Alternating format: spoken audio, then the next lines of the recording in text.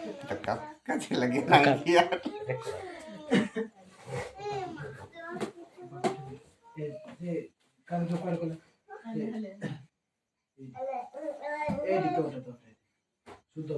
सर्वप्रथमे आमने जीवित परमेश्वर प्रभु जीशु ख्रीष्ट को मु धन्यवाद देउछि कारण ताहांकर दया सकाशु आज आमने नगर पतित हेबा निमंते आमने सुजोग पाइथिबा सकाशु से सर्वशक्तिमान परमेश्वर को धन्यवाद देवा संगे संगे उपस्थित थिबा प्रत्येक प्रभुंकर दास दासी प्रत्येक लोक को प्रभु जीशु ख्रीष्ट नाम रे समस्त को नमस्कार एवं धन्यवाद। प्रभु आज संध्या समय आम को से प्रेम करथिबा सकाशु आम निर्विघ्न भाव में ताहांको आमने सेवा करबा निमंते सुजोग पाइथिबा सकाशु से सर्वशक्तिमान परमेश्वर को मैं धन्यवाद देउछि कारण आज दिन में प्रभु आम को अनुग्रह करि अछंती आम को दया करि अछंती से निमंते प्रभु गौरव प्रशंसा पाऊँ प्रभु का नाम गौरवान्वित हो। आज आम गोटे विषय छोटिया प्रसंग विषय आम शिखा से प्रसंगर शीर्षक होउछि भंड प्रेरित भंड माओवादी से केमिति बंचिबा से कि प्रकार भाव रे चिनिबा कि प्रकार भाव रे ताहांको हमने बुझी परिबा एवं से मानको ठारो हमने पृथक हेबा से विषय आज हमने आलोचना करिबा।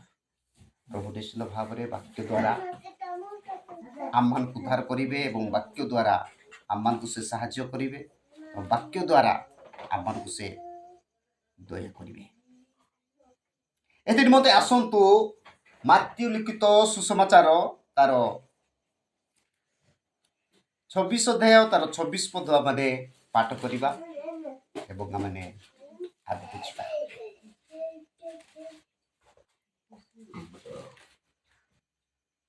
कई जोड़े पाठ करंतु ताहा माने आगे बुझिबा। कारण भंड ख्रीष्ट माने ओ भंड भाववादी माने उठी एपरि महामहा चिन्ह ओ अद्भुत कर्म मान देखाइबे जे जदि संभव हुए तेबे मनोनीत लोक माननकु सुद्धा भ्रांत करिवे। Hallelujah hallelujah hallelujah hallelujah. ए प्रकार वाक्य रे लिखा जाय अछि कारण भंड ख्रीष्ट माने ओ भंड भाववादी माने उठी ए प्रकार महामहा चिन्ह ओ अद्भुत कर्म मान देखाइबे जे जदि संभव हुए तेबे मनोनीत लोक मानकु सुद्धा भ्रांत करिवे।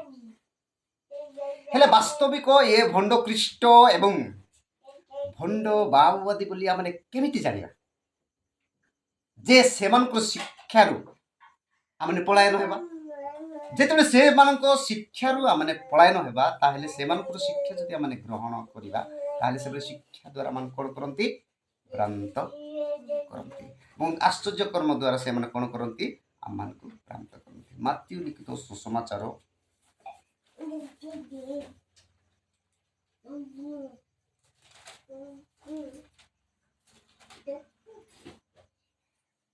7 अध्याय तार 15, 16, 17, 18 लिखा जाय अछि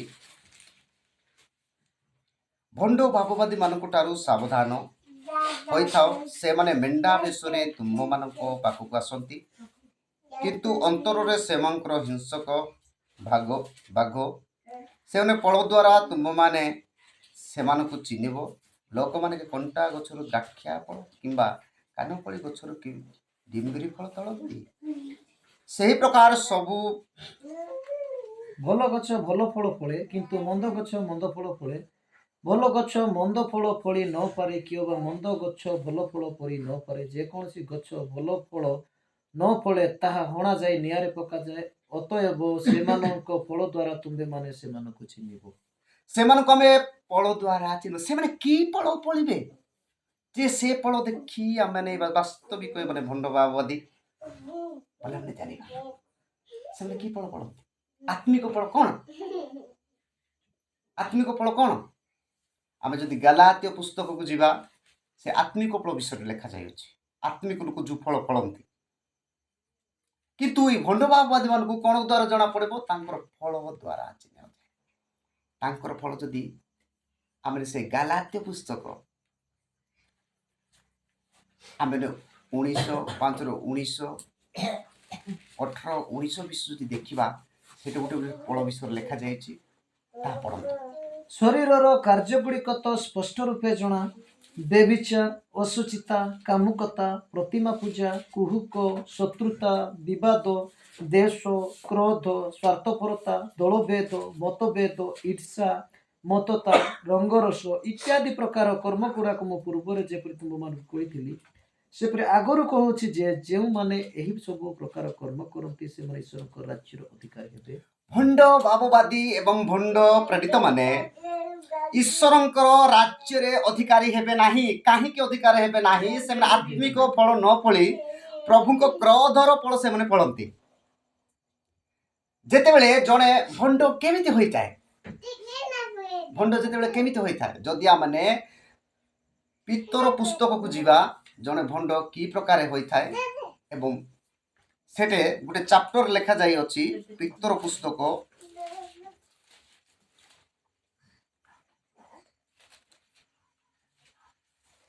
ପିତର ପୁସ୍ତକ ଦ୍ୱିତୀୟ ପିତର ତାର 2 ଅଧ୍ୟାୟ, ତାର ଯଦି ଆମେ ଶେଷ ପର୍ଯ୍ୟନ୍ତ ପଢ଼ିବା ତାହେଲେ ସେଠି କ'ଣ ଲେଖାଯାଇଅଛି? ଭଣ୍ଡ ଭାବବାଦୀ ଏବଂ ଭଣ୍ଡ ଶିକ୍ଷକ ବିଷୟରେ ଲେଖାଯାଇଅଛି। ଶେଷ ହଂସ ଟିକେ ଯଦି ଆମେ ପଢ଼ିବା 20, 21, 22, ତାହେଲେ ଆମେ ଜାଣିପାରିବା ଭଣ୍ଡ କେଉଁ ଲୋକ ଭଣ୍ଡ। ପଢ଼ନ୍ତୁ। ଯେଣୁ ସେମାନେ ଯଦି ପ୍ରଭୁ ଓ ତ୍ରାଣକର୍ତ୍ତା ଯୀଶୁଖ୍ରୀଷ୍ଟଙ୍କ ବିଷୟକ ଜ୍ଞାନ ଦ୍ୱାରା ସଂସାରର ଅଶୁଚିତାରୁ ରକ୍ଷା ପାଇ ପୁନର୍ବାର ସେଥିରେ ବନ୍ଧନରେ ଆବଦ୍ଧ ହୋଇ ପରାସ୍ତ ହୁଅନ୍ତି, ତାହେଲେ ସେମାନଙ୍କର ପ୍ରଥମ ଦଶା ଅପେକ୍ଷା ଶେଷ ଦଶା ଅଧିକ ମନ୍ଦ ହୁଏ। କାରଣ ଧାର୍ମିକତାର ମାର୍ଗ ଜାଣି ଆପଣମାନଙ୍କ ନିକଟରେ ସମର୍ପିତ ପବିତ୍ର ଆଜ୍ଞାରୁ ବିମୁଖ ହେବା ଅପେକ୍ଷା ବରଂ ସେହି ମାର୍ଗ ନ ଜାଣିବା ସେମାନଙ୍କ ପକ୍ଷରେ ଭଲ ହୋଇଥାନ୍ତା। କୁକୁର ଆପଣା ବାନ୍ତି ଖାଇବାକୁ ଓ ଧୌତ ହୋଇଥିବା ଘୁଷୁରି କାଦୁଅରେ ଲୋଟିବାକୁ ପୁନର୍ବାର ଫେରେ। ଏହି ସତ୍ୟ ଦୃଷ୍ଟାନ୍ତ ବାକ୍ୟ ସେମାନଙ୍କ ପ୍ରତି ଘଟିଅଛି। ହାଲେଲୁୟା। ହାଲେଲୁୟା। ଏଡ଼େ ଭଣ୍ଡ ଭାବବାଦୀ ଏବଂ ଭଣ୍ଡ ଶିକ୍ଷକ ବିଷୟରେ ଲେଖାଯାଇଅଛି। ଯେତେବେଳେ ଜଣେ ଭଣ୍ଡ ହୁଏ, ଯେତେବେଳେ ପରମେଶ୍ୱରଙ୍କ ବିଷୟ ଜାଣି ଏବଂ ପରମେଶ୍ୱରଙ୍କ ବିଷୟରେ ସମସ୍ତ ପାପ ତ୍ୟାଗ କରି ପୁନର୍ବାର ସଂସାରର ପାପରେ ଯେଉଁ ବ୍ୟକ୍ତି ଲିପ୍ତ ହୁଏ, ସେ ଭଣ୍ଡ ହୋଇଥାଏ। ଭଣ୍ଡ ଭାବବାଦୀ ଆମମାନଙ୍କ ବାହାରେ ଆସିବେ କି ନାହିଁ? ସେ ଆମମାନଙ୍କ ଖ୍ରୀଷ୍ଟ ସମାଜରେ ହିଁ ଆସନ୍ତି। ଯେତେବେଳେ ସେମାନେ ଧର୍ମ ଭ୍ରଷ୍ଟ ହୁଅନ୍ତି, ସେମାନଙ୍କୁ ପ୍ରଭୁ ଭଣ୍ଡ ନିଷ୍ଠି ଦିଅନ୍ତି ଏବଂ ସେମାନଙ୍କୁ ଭ୍ରାନ୍ତିଜନ ଆତ୍ମା ପରମେଶ୍ୱର ନିଜେ ହିଁ ସେମାନଙ୍କୁ ଦିଅନ୍ତି। ଯେତେବେଳେ ସେମାନେ ଭ୍ରାନ୍ତି ଆତ୍ମା ସେମାନଙ୍କୁ ଦିଆଯାଏ, ସେମାନେ କେବେ ମଧ୍ୟ ଆତ୍ମିକ ଫଳ ଉତ୍ପନ୍ନ କରିପାରନ୍ତି ନାହିଁ। କାରଣ ଆତ୍ମିକ ଫଳ କ'ଣ? ପ୍ରେମ, ଆନନ୍ଦ, ଦୀର୍ଘସହିତା, ପରୋପକାରିତା, ଭଦ୍ରତା, ବିଶ୍ୱସ୍ତତା, ଆତ୍ମା ସଂଯମ, ଏହି ସମସ୍ତ ବିଷୟ ହେଉଛି ଆତ୍ମିକ ଫଳ। ଆଉ ଭଣ୍ଡ ଭାବବାଦୀମାନଙ୍କର ଫଳ କ'ଣ? ସେମାନଙ୍କର ସବୁ କର୍ମ, ସେମାନଙ୍କ ଠକ ମକ ଇତ୍ୟାଦି ଇତ୍ୟାଦି ଇତ୍ୟାଦି ଇତ୍ୟାଦି ଇତ୍ୟାଦି ସମସ୍ତ ବିଷୟ ଖରାପ ଫଳ ସେମାନେ ଫଳନ୍ତି। ଯେତେବେଳେ କି ଜଣେ ଭଣ୍ଡ ହୁଏ, ଯେତେବେଳେ କି ପରମେଶ୍ୱରଙ୍କ ବିଷୟ ଜାଣି ଏବଂ ସଂସାରର ସମସ୍ତ ଅଶୁଚିତାରୁ ପୃଥକ ହୋଇ ପୁନର୍ବାର ଯଦି ଜଣେ ବ୍ୟକ୍ତି ଅଶୁଚିରେ ଲିପ୍ତ ହୁଏ, ତାହାଙ୍କୁ କ'ଣ କୁହାଯାଏ? ଭଣ୍ଡ କୁହାଯାଏ। ଯଦି ସେ ମିଶନାରୀ ହୋଇଥାଏ ତାକୁ ଭଣ୍ଡ ମିଶନାରୀ କୁହାଯାଏ। ସେ ଯଦି ବିଶ୍ୱାସ ହୋଇଥାଏ ତାକୁ ଭଣ୍ଡ ବିଶ୍ୱାସ କୁହାଯାଏ। ସେ ଯଦି ପ୍ରଚାରକ ହୋଇଥାଏ ତାକୁ ଭଣ୍ଡ ପ୍ରଚାରକ କୁହାଯାଏ। ସେ ପ୍ରକାର ଲୋକମାନେ କେବେ ମଧ୍ୟ ଈଶ୍ୱରଙ୍କ ରାଜ୍ୟରେ ପ୍ରବେଶ କରିବେ ନାହିଁ ଏବଂ ସେମାନଙ୍କ ଶିକ୍ଷା ଦେଇ ଯେଉଁମାନେ ଯିବେ ସେମାନେ ମଧ୍ୟ ପ୍ରବେଶ କରିପାରିବେ ନାହିଁ। ସେମାନଙ୍କୁ କ'ଣ କରାହେବ? ପରମେଶ୍ୱର ସେମାନଙ୍କୁ ଅଗ୍ନିରେ ପକାଇବେ। ପ୍ରକାଶିତ ବାକ୍ୟ।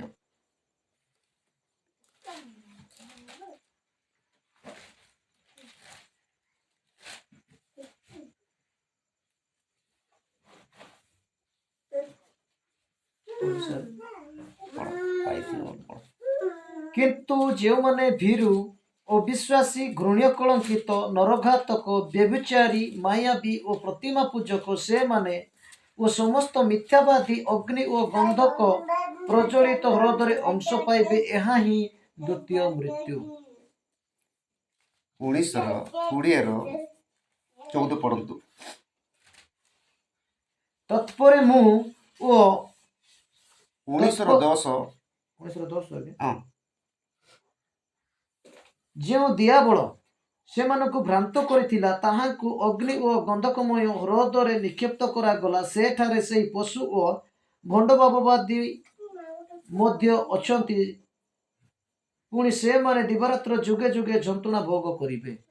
ଦିବାରାତ୍ର ସେଠି ମଧ୍ୟ ଭଣ୍ଡଭାବବାଦୀ ଅଛି। ସେ ମଧ୍ୟ ଯେତେବେଳେ ପ୍ରଭୁଙ୍କ ଦିନ ଉପସ୍ଥିତ ରହିବ ସେତେବେଳେ ସେମାନେ ମଧ୍ୟ କ'ଣ ହେଉଛନ୍ତି? ଦିବାରାତ୍ର ଯେଉଁ ନରକ ଯନ୍ତ୍ରଣା ଭୋଗ କରୁଅଛନ୍ତି। ସେଥି ନିମନ୍ତେ ବାକ୍ୟ କୁହେ ଯେ ତୁମେ ଭଣ୍ଡଭାବବାଦୀ ମାନଙ୍କ ଠାରୁ ଏବଂ ଭଣ୍ଡ ପ୍ରେରିତ ମାନଙ୍କ ଠାରୁ ସାବଧାନ ହୋଇଥାଅ। ଯଦି ଯେଉଁ ବ୍ୟକ୍ତି ଏଇ ଭାବବାଦୀ ମାନଙ୍କ ଠାରୁ ଏମାନଙ୍କ ଠାରୁ ନିଜକୁ ସାବଧାନ ନ ହୁଏ ତାହେଲେ ତାହାର ଅଂଶୀ ସେ। ବାକ୍ୟରେ ଲେଖାଯାଇଅଛି, କେତେରେ ଲେଖାଯାଇଛି? ଯେଉଁମାନେ ଦୁଷ୍ଟ ଲୋକଙ୍କୁ ଯେଉଁମାନେ ଖରାପ ଲୋକଙ୍କୁ କ'ଣ କରନ୍ତି ବୋଲି ଲେଖାଯାଇଛି? ତାଙ୍କର ସମ୍ବୋଧ ରଖନ୍ତି, ସେମାନେ ତାହାଙ୍କର ପାପର କ'ଣ ହୁଅନ୍ତି? ସହଭାଗିତା କରନ୍ତି। ଦୁଷ୍ଟକୁ ଯେ କହେ ତୁମେ ଧାର୍ମିକ ତାହାକୁ ଲୋକେ ଶାପ ଦେବେ, ଗୋଷ୍ଠୀମାନେ ତାହାକୁ ଘୃଣା କରିବେ। ହାଲେଲୁୟା, ପ୍ରେଜ୍ ଦ ଲର୍ଡ। ସେଟା ଯାକୋବ ପୁସ୍ତକ ଲେଖାଯାଇଅଛି। ଯେଉଁମାନେ ଯାକୋବ ପୁସ୍ତକ କାଢ଼ନ୍ତୁ ସେଠି ଲେଖାଯାଇଅଛି। Hallelujah, glory, thank you Lord Jesus.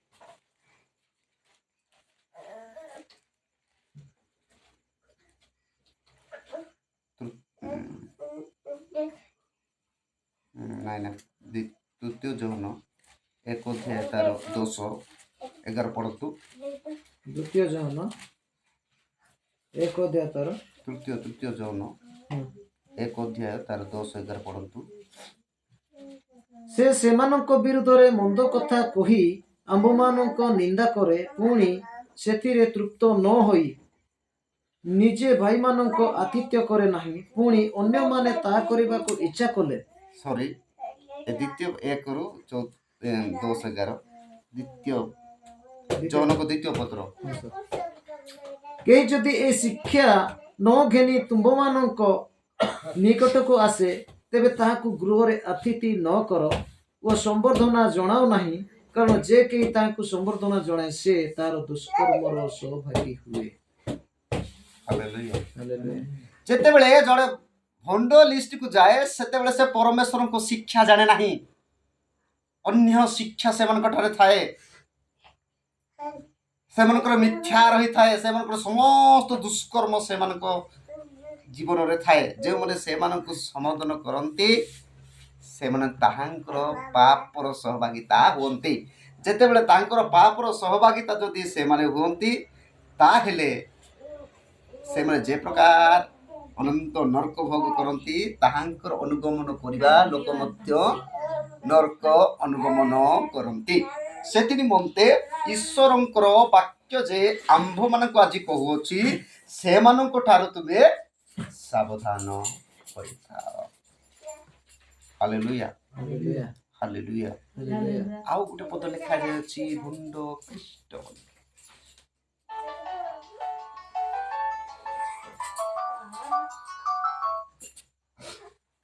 ଭଣ୍ଡ ଖ୍ରୀଷ୍ଟ ବୋଲି ଲେଖାଯାଇଅଛି। ସେ ବିଷୟରେ ଆମେ ପଦେ ଶିଖିବା। ଭଣ୍ଡ ଖ୍ରୀଷ୍ଟ ବାସ୍ତବିକ କିଏ? ଯେ ଭଣ୍ଡ ଭାବବାଦୀ ଏବଂ ଭଣ୍ଡ ଖ୍ରୀଷ୍ଟ ମାନେ ସେଥିରେ ଅନେକ ଉଠିଏ ବୋଲି ଲେଖାଯାଇଅଛି। ତାହା ଆମେ କେମିତି ଜାଣିବା? ସେଥି ନିମନ୍ତେ ଆସନ୍ତୁ ଆମ୍ଭେମାନେ ସେ ବିଷୟରେ ମଧ୍ୟ ଦେଖିବା। ପ୍ରଭୁ ଗୌରବ ପ୍ରଶଂସା ପାଆନ୍ତୁ। ପ୍ରଭୁଙ୍କ ନାମ ସ୍ତୁତି ହେଉ। ପ୍ରଭୁ ଆଜି ଆମ ବାକ୍ୟ ଦ୍ୱାରା ଆମମାନଙ୍କୁ ସେ କଥା କହୁଅଛନ୍ତି, ତାହା ମାନେ ଅଧ୍ୟୟନ କରିବା। ଯୋହନ ପ୍ରଥମ ଯୋହନ ବିଷୟରେ ଆମେ ଦେଖିବା। ପ୍ରଭୁ ଯେ ପ୍ରକାର ଆମମାନଙ୍କୁ ଦୟା କରିବେ, ପ୍ରଭୁ ନିଶ୍ଚିତ ଭାବରେ ଆମମାନଙ୍କୁ ଉଦ୍ଧାର କରିବେ। ପ୍ରଥମ ଯୋହନ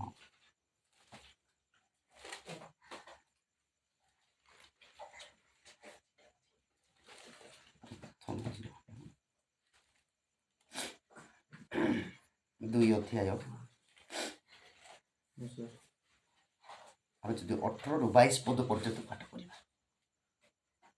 ହେ ବତ୍ସଗଣ, ଶେଷ କାଳ ଉପସ୍ଥିତ ପୁଣି ଖ୍ରୀଷ୍ଟାରି ଆସିବ ବୋଲି ତୁମ୍ଭେମାନେ ଯେପରି ଶୁଣିଥିଲ, ସେପରି ଏବେ ମଧ୍ୟ ଅନେକ ଖ୍ରୀଷ୍ଟାରି ଉଠିଲେଣି।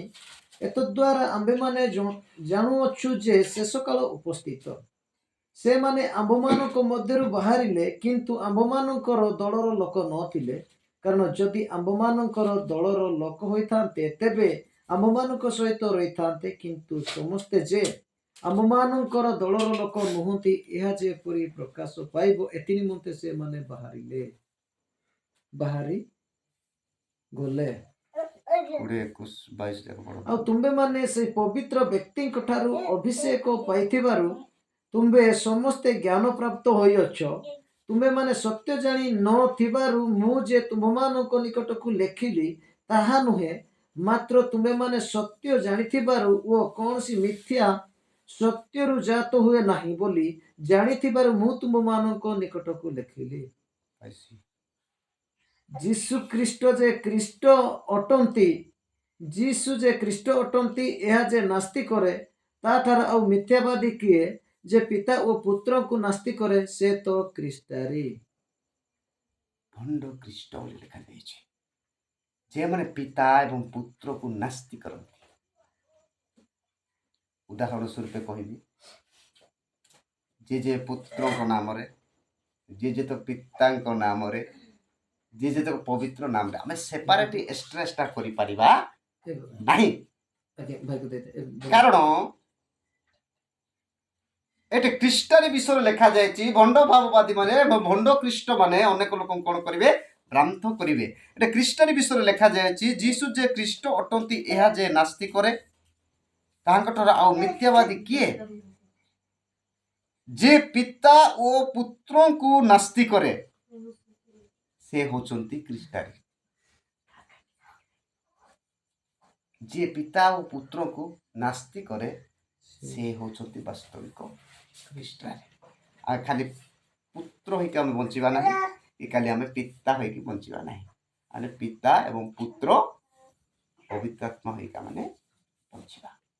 ଆଉ ସେଇ ଭଣ୍ଡ ଖ୍ରୀଷ୍ଟ ମାନେ ବା ଭଣ୍ଡ ଭାବବାଦୀ ମାନେ ଆଉ ଭଣ୍ଡ ଖ୍ରୀଷ୍ଟାରି ବିଷୟରେ ଆମେ ଏଥିରେ ଜାଣିପାରିବା ଯେ ଯିଏ ପିତା ଏବଂ ପୁତ୍ରକୁ ନାସ୍ତି କରୁଅଛନ୍ତି, ସେମାନେ ହିଁ ଭଣ୍ଡ ଖ୍ରୀଷ୍ଟ। ସେଥି ନିମନ୍ତେ ସେମାନଙ୍କ ଠାରୁ ଆମେ କଣ କରିବା ଦରକାର? ପୃଥକ ଜୀବନ କାଟିବା ଦରକାର। ଆଉ ଯେତେବେଳେ ସେମାନେ ଆମମାନଙ୍କ ଜୀବନକୁ, ଆମେ ଅନେକ ସମୟରେ ଯେତେବେଳେ ଆମମାନଙ୍କ ଜୀବନକୁ ସେମାନେ ଆସନ୍ତି, ସର୍ବପ୍ରଥମେ ତାହାଙ୍କର ଫଳ କଣ ଅଛି ତାହା ଆମେ ଦେଖିବା ଦରକାର। ଏବଂ ଯେତେବେଳେ ଯଦି ଫଳ, ଆତ୍ମିକ ଫଳ ଜଣକ ବ୍ୟକ୍ତିତାରେ ଅଛନ୍ତି, ସେ ଉତ୍ତମ ସାଧୁ ବୋଲି ତାହାଙ୍କୁ ଆମେ ସମ୍ବର୍ଦ୍ଧନା କରିବା ଆମମାନଙ୍କର କର୍ତ୍ତବ୍ୟ।